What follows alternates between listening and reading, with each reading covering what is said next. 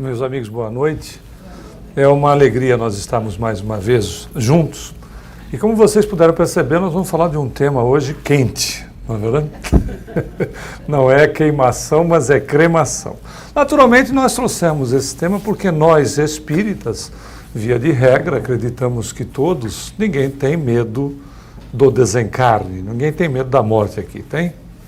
Alguém tem? Não, que beleza. Ninguém disse que tem, então é uma maravilha, né? Porque aí é só escolher o como. Se você quer sair mais quente ou um pouco mais frio, depende do jeito. Frio nós vamos sair de qualquer maneira mesmo, né? Mas aí se vai terminar dar continuidade na frieza ou se vai aquecer um pouco. Na realidade, esse é um assunto que por vezes coloca muitos de nós diante dessa realidade, ou seja, a realidade do desencarne, ela é fato. Nós sabemos que determinismo existem nessa condição que nós nos encontramos. Nós vamos reencarnar tantas quantas vezes forem necessárias para o nosso processo evolutivo e não é um número igual para todos, não é exatamente um número fechado para cada um. Cada um de nós tem um histórico e monta e faz a sua própria história.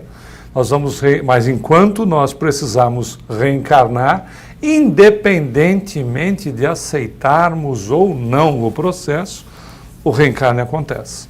Não é? O fato de nós, como o sol, nós podemos não aceitar e ele vai nascer todos os dias e vai se pôr todos os dias. A reencarnação para nós não tem ligação, não tem vínculo religioso. Ele é um processo que faz parte do período evolutivo e ela não é fim, ela é meio. Então, como nós dissemos, ela vai acontecer tantas vezes quantas forem necessárias, é um determinismo enquanto nós precisarmos. Sair do corpo físico, ou seja, o processo do desencarne, é fatal. Todos nós sairemos, não é?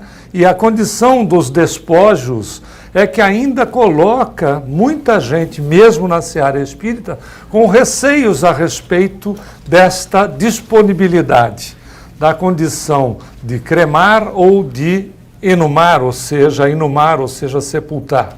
E também a própria condição ligada a esse assunto, nós trouxemos também um breve relato, uma parte da palestra, melhor, onde nós falamos da questão de transplantes. Claro que, pelo tempo que nós temos de palestra, nós vamos fazer uma passagem rápida sobre os assuntos, sem analisarmos item a item, por conta de que são dois assuntos que merecem, não é, um aprofundamento. Então, a doutrina tem muita informação a respeito, nós podemos estudar tanto um quanto o outro. Dentro da cremação, falando do sepultamento, ela é naturalmente, em todos os povos, uma demonstração clara de respeito ao semelhante desencarnado ou morto, o corpo morto, e é também uma intuição da vida depois da morte. Tanto é que, no Livro dos Espíritos, para quem teve a oportunidade de ler o Livro dos Espíritos, todos já leram o Livro dos Espíritos?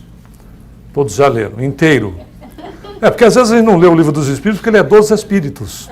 Né? Então a gente deixa para eles lerem, já que ele é deles, né, dos Espíritos. Mas na realidade, estudar doutrina espírita é um trabalho recomendado antes mesmo da doutrina surgir, 500 anos antes de Cristo. Um filósofo grego da antiguidade, ou seja, Sócrates, vai nos orientar sobre o processo do autoconhecimento, do conhece-te a ti mesmo. Estudar o espiritismo é estudar os espíritos. Estudar os espíritos é estudar quem? Nós mesmos. Olha Jesus, conhecereis a verdade e a verdade vos libertará. A verdade está exatamente no roteiro de iluminação do Evangelho. Quanto mais nós conhecemos o Evangelho, mais nós conhecemos nós mesmos. Não estamos falando de religião, nós estamos falando exatamente da doutrina de amor do Cristo. Quanto mais nós conhecemos e estudamos a doutrina dos Espíritos, mais nós conhecemos a nós mesmos. E conhecendo-nos, o que acontece com isso? Nós vamos quebrando as estruturas da mesmice, do círculo vicioso, vamos tendo condição de gerenciarmos adequadamente o nosso livre-arbítrio. É termos o nosso livre-arbítrio, ou seja, as nossas decisões iluminadas. Quando pedimos luz, o que é a luz para o Espírito, ou seja, para nós, se não podemos ter, não é, exatamente o raciocínio claro, lúcido e o controle exatamente do nosso livre-arbítrio. E também quebramos a estrutura do medo, do terror, que a ignorância, ou seja, o desconhecimento nos colocou. Nós tememos porque desconhecemos, ou seja, ignoramos o assunto. A partir do momento que quebramos essa estrutura do medo, aliás, através do conhecimento, o receio desaparece, seja de uma maneira ou de outra. E também a questão da intuição da vida depois da morte do corpo físico. Se nós formos buscar, como dissemos, o Livro dos Espíritos, nós vamos ver que as respostas dos Espíritos vão nos orientar na pergunta quando Kardec diz: não seria fruto esta condição de acreditarmos em algo depois da morte, da existência, não seria fruto da educação? Diz, os selvagens também acreditam, sem nenhuma relação entre eles de povos, tem de forma intuitiva a condição da continuidade da vida, da existência não ter fim. Porque nós sabemos, somos imortais, eterno é Deus, somos imortais porque nós somos criados em determinado momento. E nós temos então essa intuição, está em nós. Como está em nós, geneticamente, a condição de acreditarmos em algo que nos é superior. Isso está impresso no DNA divino, está impresso na condição do espírito. Como nós não temos um outro meio de comparação, falamos em DNA divino porque pelo menos fica mais claro, fica mais didático. Mas está impresso no espírito esta condição. Por isso é automático, nós sempre buscamos alguma coisa que está acima. E para isso, esse processo, inclusive para quebrar a estruturação da relação do medo da morte do corpo físico, esse processo vem lá de trás. Um dia nós adoramos pedra, não é? Tivemos a relação com a pedra, adoramos pedra, depois nós adoramos a natureza, foi a fitolatria, depois nós adoramos animais, encontramos povos ainda que adoram animais, não é? Que é a zoolatria, aí fomos para o antropomorfismo, ou seja, acreditávamos num Deus igual a nós, para chegarmos hoje num Deus de natureza cósmica, onde a definição melhor que se tem dele é o primeiro capítulo do Livro dos Espíritos, na primeira pergunta, que Kardec pergunta não quem é, mas sim o que é Deus. E a resposta superior e brilhante de definição sobre a divindade, já num conceito que quebra o antropomorfismo, ou seja, de Deus igual a nós, que Deus é a inteligência suprema, causa primária de todas as coisas. Ou seja, nós estamos entrando em contato com a nossa realidade mesma, a nossa realidade cósmica, a nossa realidade divina, ensinada pelo próprio Cristo, quando ele disse que nós somos deuses, poderíamos fazer as coisas que fazemos, que ele fazia e muito mais. Mas vamos dar continuidade aqui em relação à questão de quando começa esse processo da inumação, ou seja, do sepultamento. Foram encontrados vestígios que os homens neandertais, ou seja, no vale do rio Neander, na Alemanha, mais ou menos já se verificava que eles inumavam, ou seja, enterravam os cadáveres há 130 mil anos, mais ou menos. Mas não como um ritual. Eles sepultavam os seus mortos, mas não tinha como prática ritualística. Passa a ser um ritual mesmo de sepultamento há cerca de 30 mil anos atrás. E a incineração, ou seja, a cremação, ela data de 7 mil a 5 mil anos atrás.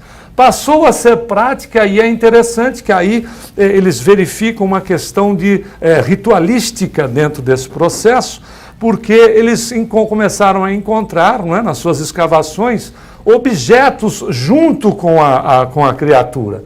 Eles colocavam os objetos junto, então era machado e os pertences.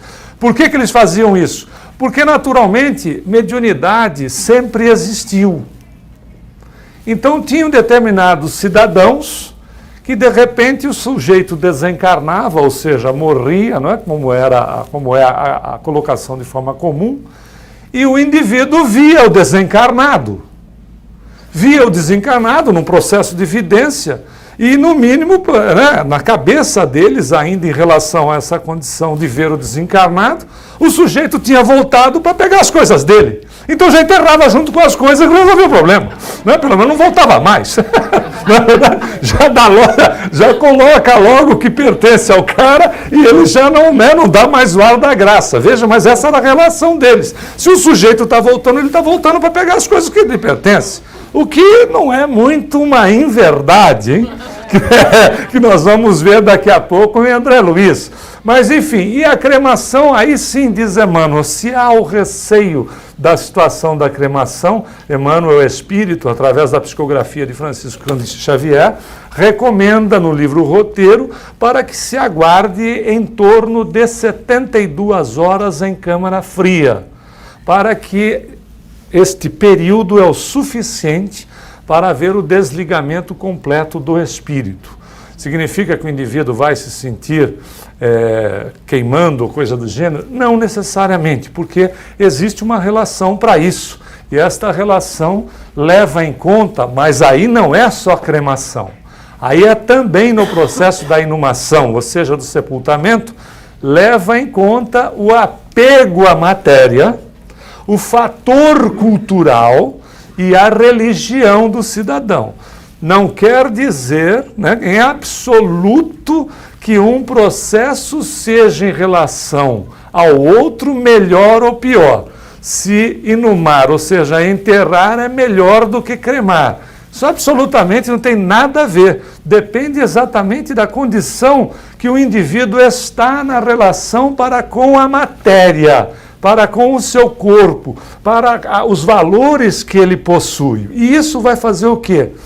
Dependendo do apego, o espírito poderá até participar do processo da decomposição. Não é? A ligação é de ordem mental somente. Não é? Mas é uma situação, veja, quanto maior o apego, faz sentido ou não?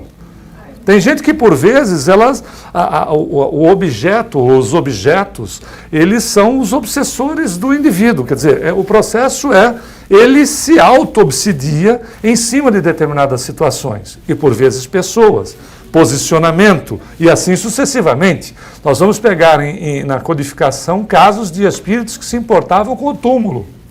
Quanta gente tinha ido no velório.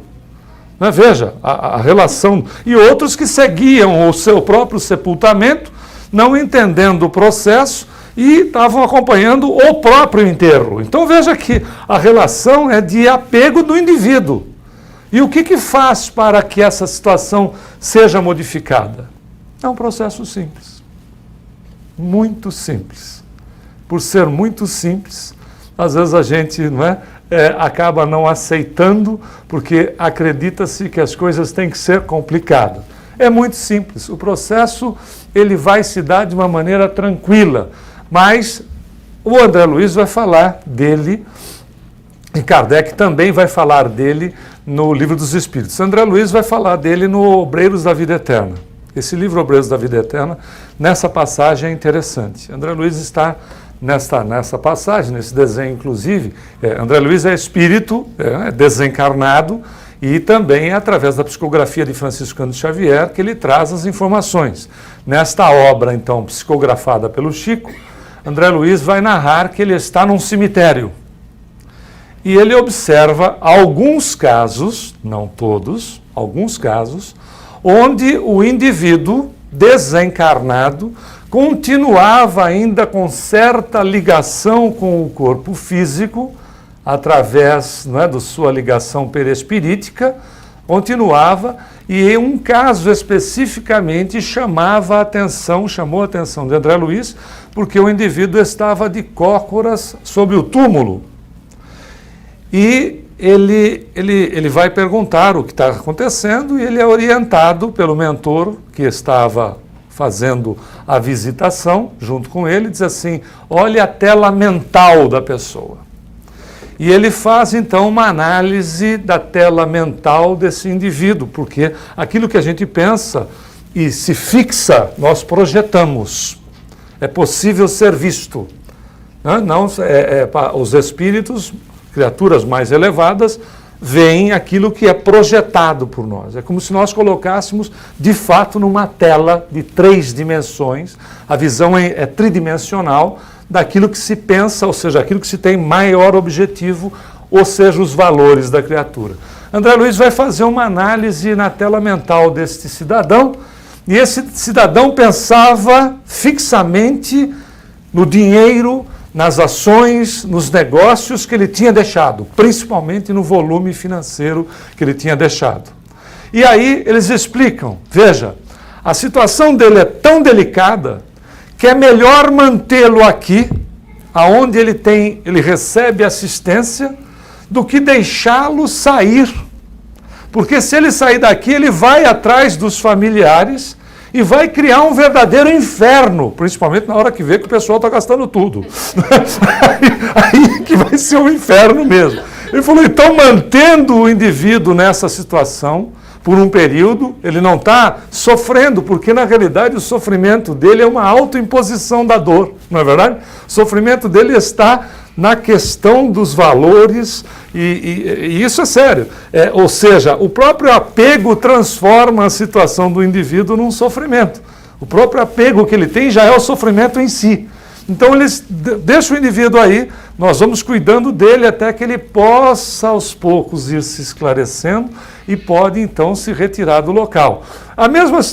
Então a situação em relação a corpo, aonde ele é inumado, ele é cremado, muda nada. Porque a criatura vive no estado em que realmente os seus valores são preponderantes. E aí a pergunta, a base do Livro dos Espíritos e também, como dissemos, do Obreiros da Vida Eterna, os benefícios do Espiritismo para o desencarnante.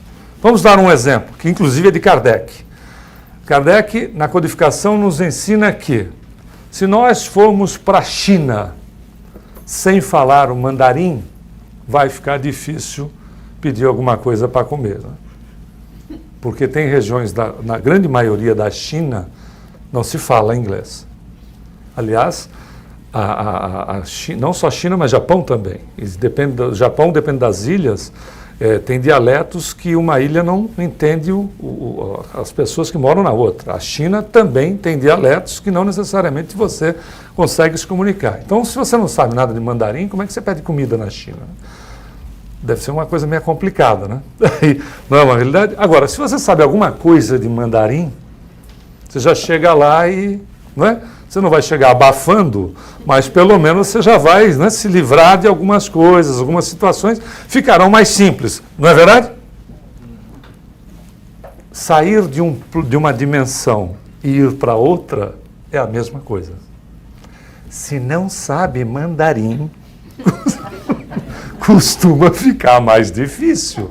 Faz sentido ou não faz? Tem um processo de readaptação mais longa. Porque se o contrário é verdadeiro, por que o processo da saída desta dimensão para outra tem que ser mágico?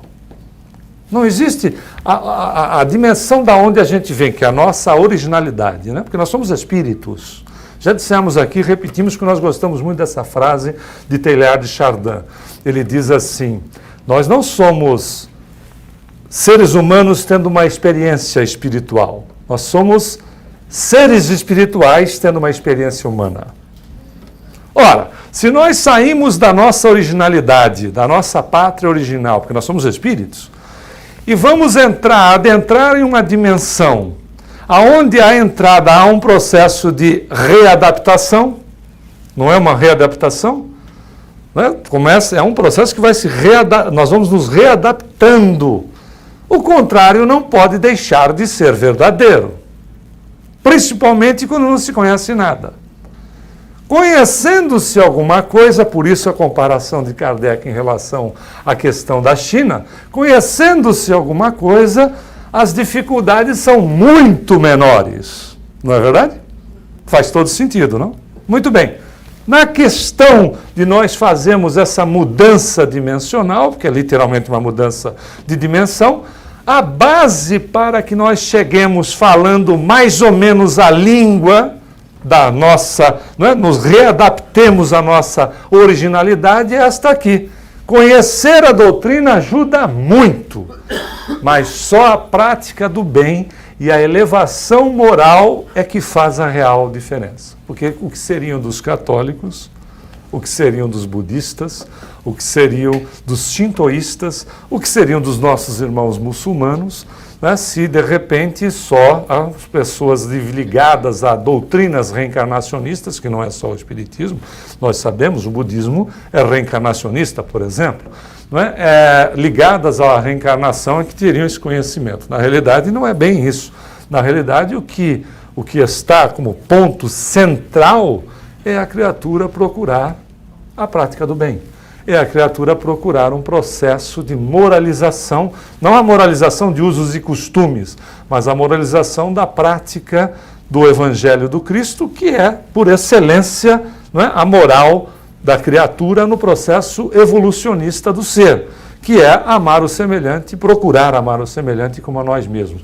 Essa é a grande diferença, até porque se nós formos olhar a questão de espíritas, no Brasil, que é o maior país espírita do mundo, o IBGE divulgou em 2011 que o percentual de espíritas chega a 2%. Acreditamos que chegue a 3%, mas está dando em torno de 4 a 6 milhões de pessoas declarantes que são espíritas. Porém, esse país, que é um dos maiores países católicos do mundo, o Brasil, né? Porque nós não temos essa informação nos Estados Unidos, e que tem um bom percentual de crescimento dos evangélicos nos últimos 10 anos, ou seja, nós temos uma grande maioria dentro do catolicismo ou de religiões cujo vínculo está com semelhança, protestantes ou evangélicos que têm semelhança do tipo de religião. 34% da nação aceita a reencarnação e comunicação com o espírito. Incrível, né? Ou seja, Leon Denis, no livro Grande Enigma, tinha razão. Ele diz assim, o espiritismo não é a religião do futuro. E não é mesmo. Porque com 2%, imagina, para chegar a 200 milhões vai demorar. Né? Vai demorar. Haja boa vontade, haja reencarnação para isso. Mas, sem sombra de dúvida, repetindo que a informação de Leon Denis no Grande Enigma, o espiritismo não é a religião do futuro, mas é o futuro das religiões. Com certeza. Por quê? Porque o espiritismo é o cristianismo redivivo. O cristianismo redivivo, na sua essência, ele é simples, objetivo, e o conhecimento que existe dentro do cristianismo redivivo é o que a gente tem dentro do espiritismo. Inclusive as suas práticas. Né? A casa espírita, o que é praticado da assistência espiritual, assistência social, é exatamente o que era feito pelos apóstolos na inauguração, desde a inauguração da Casa do Caminho, sem tirar nem pôr. Porque as práticas que nós temos dentro da doutrina era aquilo que Jesus fazia. Né? Naturalmente com um nível de senioridade que não tem comparação. Porém, é exatamente esse é o aspecto. É aí que todas as religiões um dia se encontrarão. Não mais como uma religião, mas como uma realidade de relacionarmos-nos como irmãos. Mas vamos em frente. Aí, ou em caso, veja como a criatividade do ser humano é impressionante, ela chega a impressionar. Né? Você, por exemplo, pode ter uma criatura que você acha que ela é um diamante. Então, quando ela desencarna, ela vai se levar para um processo.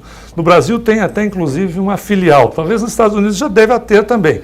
Mas em Core, na Suíça, isso é uma verdade. Tem uma empresa que se chama Algordanza Company. Por quê? O preço oscila, para você virar um diamante depois de desencarnado, o preço oscila entre 2.800 e 10.600 euros. Sendo que um enterro completo na Alemanha custa 12 mil euros para ir no mar, para enterrar um indivíduo. Aí leva esse indivíduo para essa empresa, para essa Algordanza, eles cremam o indivíduo e fazem um processo onde eles entregam para a família um diamante. Fantástico isso, né? Você não valia nada na reencarnação enquanto estava encarnado, mas depois virou um diamante depois que morre. Olha que beleza. Né? Mas claro que não é um diamante que seja negociável. E aí fizeram também, como nós dissemos, a Funerária e Crematório Vaticano, o nome é sugestivo, que é de Curitiba, ela tem uma associação desde 2008 com a Algordanza, e se você quiser virar um diamante, né, você vai para Curitiba, quer dizer, te levam para Curitiba, evidentemente, e fazem o processo da cremação para transformar numa pedra semelhante a um diamante, porque é melhor do que o indivíduo guardar cinzas, essas coisas e tudo mais. Né? Mas veja, olha que coisa interessante, pessoal. O Espiritismo matou a morte. Sim ou não? Sim. Ele mata a morte.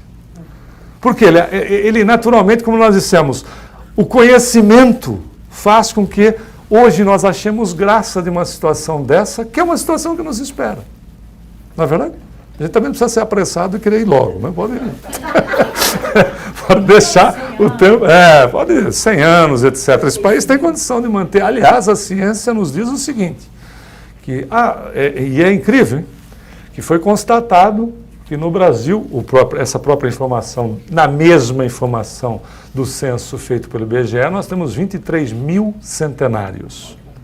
23 mil centenários. Nos Estados Unidos, na região da Califórnia, nós temos também uma quantidade muito grande, em cerca de milhares, de centenários, principalmente na região da Califórnia. Isso é interessante porque o indivíduo, a ciência está exatamente, demonstra a realidade do ser. Hoje, diz a ciência, já questão de algumas décadas, que o ser humano, a condição biológica do ser, está para a resistência em torno de 120 anos. Nós podemos chegar a 120 anos e sabendo quem somos. Né? Não é chegar a 120 anos, não sabe se é uma salsicha, não sabe se é gente, o que é.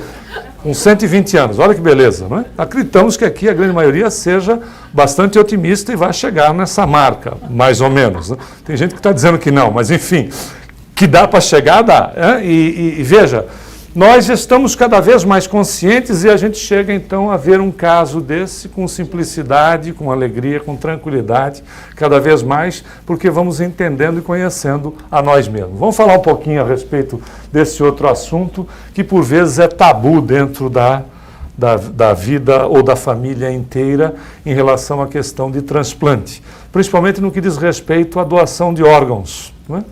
Quando o indivíduo desencarnou, às vezes a resistência não é do desencarnante que deixou como disposição, mas a resistência, por vezes, é da família. E, na realidade, é uma situação interessante de se notar, porque não há novidade nenhuma nisso. Há 2000 anos atrás, na Índia, haviam os transplantes autógenos já de nariz, orelha e lábio, ou seja, tirar do próprio indivíduo, né? E colocar do próprio indivíduo para não haver rejeição. Nós sabemos que existe o processo de rejeição que hoje a ciência bastante avançada na questão das drogas começa a quebrar os efeitos. Nós vamos ver por quê. Mas antes de entrarmos exatamente nesse detalhe, após a morte cerebral, o doador tem os seus órgãos retirados. Né? Um outro detalhe que nós não comentamos aqui, no Antigo Egito já se faziam transplantes de pele. E a questão da morte cerebral e o doador tem os seus órgãos retirados. Por quê? Porque aguardar a cessação de todas as funções pode comprometer o aproveitamento dos órgãos. Né? Então, uma vez que haja a morte cerebral, o indivíduo está desencarnado. Independente de ainda haver pulsação na criatura, ele está desencarnado. Infelizmente, ainda é grande o número de hospitais, não temos também essa informação norte-americana, mas é grande o número de hospitais que, por vezes, não detêm os aparelhos de eletroencefalograma e vê se o indivíduo desencarnou no teste do bafo. O teste do bafo é o do espelho. Bafou, está desencarnado. Não tem bafo, continua vivo. Fazem isso aqui? Não, nós não temos essa informação. Acreditamos que não. Aqui deve fazer o EEG, o eletroencefalograma, que deu traço, o indivíduo está desencarnado, independente das funções metabólicas ainda estarem ocorrendo, o que não é incomum. Né? Coração batendo ainda, etc., porque na realidade você tem o fluido vital que está vitalizando os órgãos. É como uma bateria. Melhor, a comparação é você puxar o eletrodoméstico da tomada. Você puxa e tem ainda uma finalização de energia, não é assim? O fluido vital ou energia vital, como preferirem, mas a palavra fluido é mais adequada, ela funciona exatamente nesse aspecto. O organismo, porque não é o espírito que deixa o corpo, é o corpo que, não tendo condição de manter a vida, que expulsa o espírito. O corpo expulsa o espírito, mas ainda existem determinados órgãos que estão vitalizados e funcionam por um período. Por isso que o importante é o que dá o EEG, o eletroencefalograma, em relação à questão do desencarne. O que diz a lei? Essa lei, ela está baseada desde 1968 através do Conselho das Organizações Internacionais de Ciências Médicas, que é vinculado à OMS. Então não muda, e também da Unesco, não muda de um país para outro, sobre a questão do conceito da morte encefálica, que é definido da seguinte maneira. Ela é a parada definitiva e irreversível do encéfalo, que é o cérebro e o tronco encefálico. Sendo que os demais órgãos, como o coração, como dissemos, pulmão, poderão continuar funcionando por certo tempo. Né? E o que determina a morte encefálica do indivíduo? Perda de todo o sentido ambiente, debilidade total dos músculos, paralisação espontânea da respiração, colapso da pressão sanguínea no momento em que deixa de ser mantida artificialmente e traçado absolutamente linear no eletroencefalograma. O sujeito está desencarnado.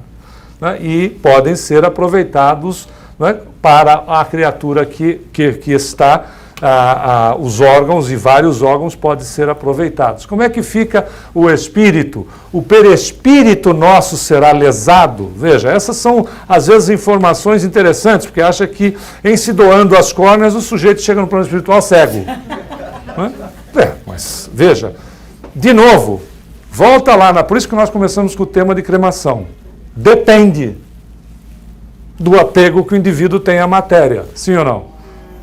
Depende dos valores da criatura. O contrário, quando você diz assim, mas o doador, a criatura que recebe a doação tem problema de rejeição? Sim, tem. É natural. André Luiz vai tratar desse caso nas suas obras, é a questão do protoplasma. O problema está no protoplasma da célula, que é a parte líquida da célula, aonde ocorre o seguinte: se você faz um transplante de coração, no seu corpo espiritual, no perispírito, não foi feito o transplante de coração. Só foi feito no corpo físico. Há um processo vibratório de rejeição, aonde a atuação está no protoplasma da célula, aonde essa atuação vibratória do perispírito se reflete no protoplasma da célula, no corpo físico. Então a ciência chegou a um nível onde há medicação para não haver rejeição no corpo físico. E muitos de espíritas com as quais nós tivemos contato e que já receberam órgãos doados, acabam fazendo o quê? Além de usar a medicação, porque o reflexo está no físico, por isso que a assistência espiritual não dispensa a medicação. Porque a gente já pode ter materializado no físico um problema que estava no perispírito, que é o problema do espírito. Então, a medicação para trabalhar a questão da parte física. E a prece para trabalhar a energia, as energias perispiríticas, para harmonizar as energias, naturalmente, para minimizar ainda mais o processo da rejeição.